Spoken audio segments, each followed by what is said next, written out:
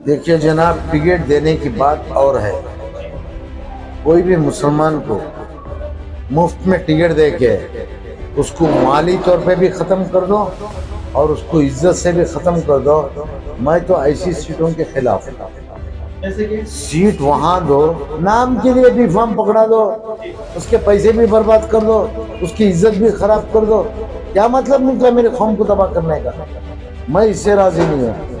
मैंने ये मेरी अपनी राय में यही बताया है कि आप लोग ऐसे उम्मीदवारों को टिकट दी जाए जो लोग कम से कम जीत के करीब पहुंचे और कामयाब होने के लिए लड़े, ना कि आधा गला कटा के घर पे वापस आए, उंगलियां कटा के शायद शहीदों में नाम लिखा या पैसे के लिए बेचे बेका इधर उधर करे। मैं ऐसी चीज़ों से मैं नफरत करता हूँ। मुझे ओरिजिनल वॉरियर्स चाहिए, ओरिजिनल फाइटर्स चाहिए। ऐसे लोग इंशाअल्लाह मिल जाएंगे। मिलने के बाद में जब हम अखाड़े में उतारेंगे आपको समझ में आ जाएगा कि कितने मुसलमानों को दिए और कितने जीते। इस हिंदुस्तान के अंदर बगैर मुसलमान के सियासत हो नहीं सकती। आप बीजेपी वाले ले आओ चावल, कांग्रेस वाले ले आए मटन और पार्टियां सब मिलके लाए मसाला। जब तक इस मुसलमान नाम की चीज का नमक इस बिरयानी में नहीं डालोगे ये बिरयानी में जायका आ ही नहीं सकता। तो मुसलमान का अहम किरदार है इस हिंदुस्तान में। मुसलमान अपने वक़ार को समझे, अपने वजन को समझे, अपने कीमत को समझे।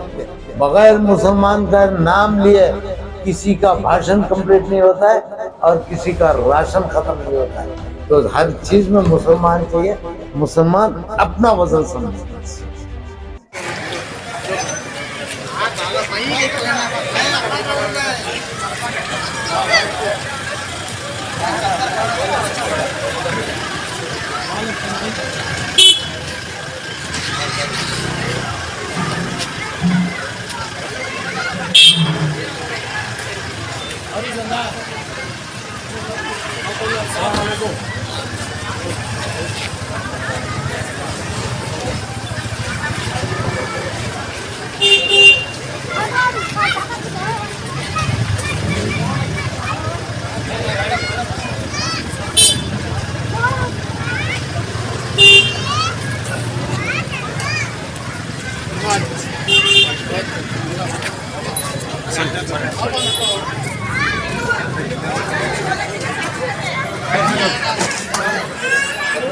जय अमीन साहब,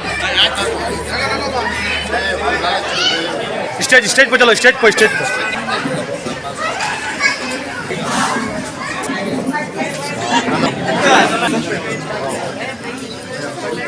ध्यान रखो पे।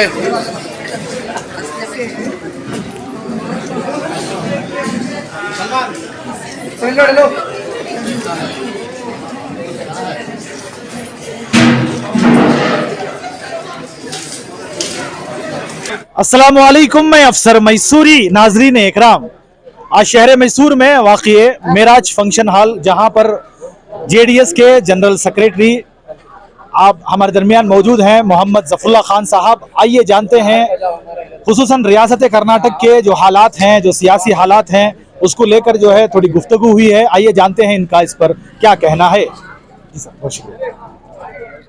अस्सलाम वालेकुम जनाब। जिस तरह रियासत कर्नाटक में सियासत को लेकर जो है हर दिन अलग अलग मसले, अलग अलग मुद्दे जो है हमारे दरमियान आ रहे हैं। इस दरमियान जो है आप जो है बोलने में चर्चा में है, अक्सर आप जो है माशाल्लाह बड़ा अच्छा बोलते हैं। खुसूसन जेडीएस को लेकर जिस तरह का पंचतर यात्रा हो या ऐसे बहुत सारे काम जिसको लेकर जो है निशाना बना रहे हैं जो दूसरे पार्टियां हैं, उसको लेकर आप उनको क्या जवाब देना चाहते हैं? उसके साथ साथ कुमारस्वामी साहब का एक बयान आता है, एक वक्त बोलते हैं कि हम सीएम मुसलमान को बनाएंगे, एक वक्त बोलते हैं हम दलित को जो है सीएम बनाएंगे। किस किस को करकर सीएम बनाएंगे? सियासत में कोई भी अगर मजबूत बात कर रहा है तो समझो कि वो खुदाई दावा कर रहा है। खुदा तो कोई है ही नहीं, तो खुदाई दावे का कोई मतलब नहीं।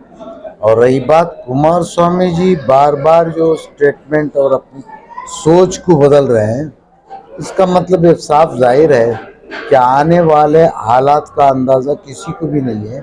वो कोई भी किस्म के हालात पैदा कर सकता है जिसमें या हमको दलित को प्रोजेक्ट करना पड़े या माइनॉरिटी को प्रोजेक्ट करना पड़े या वो खुद सीएम रहें या वो खुद कुर्बानी दे के किसी और को बनाए। वो उनकी अपनी सोच है, वो अपना स्टेटमेंट दे सकते हैं, उसमें किसी को कोई एतराज़ नहीं होना चाहिए, बल्कि खुश होना चाहिए कि एक पिछड़े हुए तबका और एक निचले तबके को उठाने की बात कर रहे हैं। इस बात को अप्रिशिएट करने की ज़रूरत है। ओके, जिस तरह सारे रियासत कर्नाटक में जेडीएस के जो कारनामे अंजाम किए जा रहे हैं, उसको लेकर जो है आप आने वाले इंतखाबात में क्या कितने सीटों पर जो है आप ओहदा बना मतलब जमा पाएंगे कि जो है ज्यादा से ज्यादा सीटें कितने हासिल कर पाएंगे? हम लोग जो कार्यक्रम लेके चल रहे हैं, जैसे कि मिशन 1 2 3 का मतलब है हमारा जो भी फिगर जो उम्मीद रखते हैं वो 123 के ऊपर की उम्मीद से ही हम लोग ने अपना सफर शुरू किया।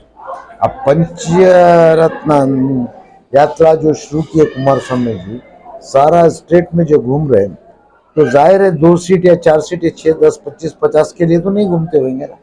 हम लोग इस बार दोनों पार्टियों से हाथ मिलाने के बाद में जो हम लोग ने परेशानियों का सामना किए उसको मद्देनजर रखते हुए श्रीमान कुमारस्वामी जी सिंगल पावर पार्टी बनाना चाह रहे हैं, सिंगल मेजॉरिटी लाना चाह रहे हैं, सिंगल मेजॉरिटी पार्टी के सीएम बनना चाह रहे हैं। इसलिए हमारी उम्मीदें अच्छी हैं, बाकी अल्लाह की मर्जी। सर, अब तक जो है जेडीएस पूरी बहुमत के साथ सरकार नहीं बना पाई, क्या ये मुमकिन है कि आने वाले इंतखाबात में पूरी तरह जेडीएस अपनी बढ़ोतरी के साथ सरकार बना पाएगी? किस उम्मीद के साथ और किस बुनियाद के साथ आप ये कह रहे हैं कि पूरी बहुमत के साथ जेडीएस जो है सरकार बनाएगी? देखिए, अभी फिलहाल 2 बड़े पार्टियां हैं, जैसे कि एक बीजेपी और एक कांग्रेस है। बीजेपी आज की तारीख में पूरी तरह बदनाम है और कांग्रेस, इनका तो इतिहास है 1947 से बदनाम है। इन 2 बदनाम पार्टियों के बीच में अगर कोई किसी की थोड़ा सा जो सियासी जमात पे भरोसा किया जाए तो जनता दल सेक्युलर है। तो इसके ऊपर से हम लोग कह सकते हैं कि आने वाले दिनों में जब पब्लिक को कोई ऑप्शन नहीं रहेगा, बेहतर की चॉइस में निकलेंगे, बेहतर को चुनने में निकलेंगे, तो हमारी जनता दल पार्टी उभर के आएगी। ये उम्मीदें हैं, उम्मीद से दुनिया कायम है। ओके, अभी आने वाले इंतखाबात को लेकर जो है बहुत सारी जगहों से जो भी हल्के हैं वहाँ के उम्मीदवारों की एक लिस्ट जारी हुई है, मगर कुछ हल्कों की जो है अभी तक वहाँ के उम्मीदवार का नाम नहीं लिया। खुसूसन सर हमारे एनआर हल्का जो शहर मैसूर में एनआर हल्का है, वहाँ से अभी तक किसी का नाम जाहिर नहीं किया गया। इसकी ताखीर की वजह क्या आप किसी और का इंतजार कर रहे हैं, ये क्या है? इसके बारे में मैं आपको अभी फिलहाल जवाब नहीं दे सकता, क्योंकि मुझे इसकी जानकारी पूरी तरह नहीं है। और रही बात हमारी पार्टी ने कितने सीट्स की घोषणा की, तो 93 सीट्स को तो डिक्लेयर कर चुके हैं, लेकिन पूरे कर्नाटक में 224 सीट्स हैं। तो क्या मैं ये पूछूं आपसे कि कोई दूसरी पार्टी ने कुछ लिस्ट बाहर किए, किसी के नाम डिक्लेयर किए? तो हम लोग को थैंक यू बोलो कि हम लोग ने कम से कम 93 तो डिक्लेयर किए। करने दें उनको भी, वो क्या करते हैं देखेंगे, फिर दूसरा दाव हम अपना चलेंगे। आपको क्या लगता है वो क्यों ताखिर कर रहे हैं? जो भी दूसरी पार्टियां हैं वो क्यों ताखिर कर रहे हैं? वो किसका इंतजार कर रहे हैं? कौन? दूसरी पार्टियां। तो आप वो दूसरी पार्टियों से सवाल करें ना, सही आदमी से गलत सवाल। उनसे पूछने का सवाल आप मुझसे पूछे, उनसे पूछे कि भाई क्यों नहीं डिक्लेयर किया, डरते शायद। अच्छा, जेडीएस की जानिब से जिस तरह हमने देखा सर, बहुत सारे हलकों में जो है उम्मीदवार की जो लिस्ट आई है उसमें खुसूसन अक़लियती और उसमें मुसलमानों को जो है आपने कितना टिकट देकर जो है आगे बढ़ने की कोशिश की? देखिए जनाब, टिकट देने की बात और है। कोई भी मुसलमान को मुफ्त में टिकट दे के उसको माली तौर पे भी ख़त्म कर दो और उसको इज्जत से भी ख़त्म कर दो, मैं तो ऐसी सीटों के खिलाफ हूँ। जैसे कि सीट वहाँ दो, नाम के लिए भी फॉर्म पकड़ा दो, उसके पैसे भी बर्बाद कर दो, उसकी इज्जत भी खराब कर दो, क्या मतलब निकला मेरे कौम को तबाह करने का? मैं इससे राजी नहीं हूँ।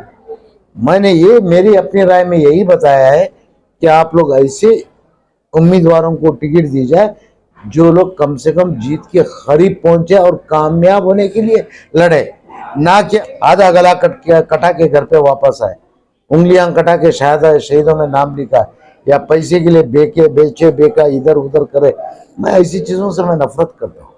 मुझे ओरिजिनल वॉरियर्स चाहिए, ओरिजिनल फाइटर्स चाहिए। ऐसे लोग इंशाअल्लाह मिल जाएंगे। मिलने के बाद में जब हम अखाड़े में उतारेंगे आपको समझ में आ जाएगा कि कितने मुसलमानों दिए और कितने जीते। सर, जिस तरह अगर आप जीत गए तो आपने बहुत सारे वादे किए, जनाब कुमारस्वामी साहब ने भी बड़े बड़े वादे किए और सीएम इब्राहिम साहब की तरफ से जो है एक जगह कहीं पर टीपू यूनिवर्सिटी बनाने का भी जो है बात आई है। क्या वाकई में अगर आप पूरी बहुमत के पहला सवाल का आपका पहला जवाब, जफरुल्लाह खान ने आज तक अवाम को ना वादा किया है ना ही करे। सर, क्या वादा जो मेरे बस में नहीं, जो मेरे बस में नहीं मैं उस चीज का वादा कैसे करूं? और रही बात सीएम इब्राहिम साहब ने वादा किए हो तो कुछ उन्होंने पार्टी के हाईकमान से कमिटमेंट लेके किए होंगे, मैं उम्मीद करता हूं। और आपका क्या सवाल था? वही सर, जो टीपू यूनिवर्सिटी है, शायद उन्होंने पूछ के बोले होंगे, मुझे इसके बारे में जानकारी। अच्छा, जिस तरह सीएम इब्राहिम साहब जो है आपकी पार्टी को ज्वाइन हुए, उससे जो है कितनी हिम्मत मिली आपकी पार्टी को? पार्टी पहले से थी, है, रहेगी। चंद लोग हमारी पार्टी को मुसलमान लोग छोड़ के चले गए, तो खैर, तो पार्टी चल रही थी। जाहिर है कि सीएम इब्राहिम आने से एक ताकत आई है, सारे लीडरशिप को एक बुजुर्ग और तजुर्बेकार लीडरशिप की एक छाव मिली है। उसमें जो गलतियां करने वाले थे, शायद उन लोगों को अपने गलतियों को सुधारने में और सियासी तजुर्बा लेने में इजाफा हो सकता है, और हो सकता है इससे जाहिरी मुसलमानों का फायदा तो होएगा ही। सर, आखिरी सवाल है, जिस तरह हम आपको देख रहे हैं, आप जो है जेडीएस में एक नेशनल जनरल सेक्रेटरी हैं। क्या आने वाले दिनों में जिस तरह जेडीएस पूरी तरह बहुमत या आपकी कोई भी सीएम बनते हैं तो आपको हम एक बड़े ओहदे पर जिस तरह डिप्टी सीएम या कुछ भी देख पाएंगे? मेरे मुकद्दर मंड्या से लेकर दुबई तक मेरे रब ने लिखा है, वही लिखेगा आगे की भी, कोई और नहीं लिख सकता।